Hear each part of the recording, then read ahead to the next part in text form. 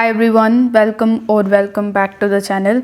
In this video, I will show you how to activate your Uber deactivated account in 2025.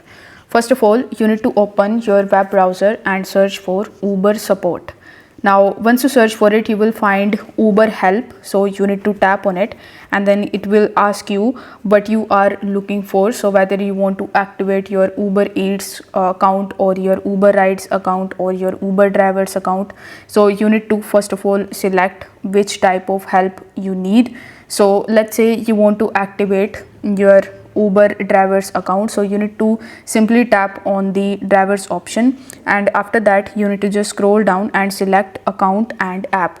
Now after selecting this option, you just have to scroll down a bit, and here you need to select any of the options that is given over here, like common phone and app issues. After that, it will show you bunch of different articles, so you need to tap on any of the articles. So after tapping on any of the articles, you will just have to scroll down a bit, and in the bottom you will be able to see this login to get help option. So you need to simply tap on this option and it will redirect you in your account, where you will be able to basically access Uber support. So you can just contact with the Uber support customer team and you can ask them to activate your account if it is deactivated.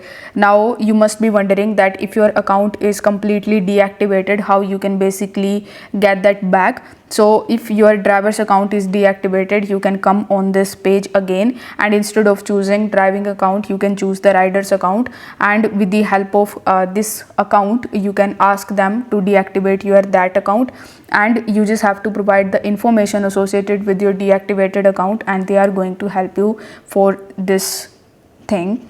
So if this video helped you out, give it a like and subscribe to the channel. Thank you so much for watching.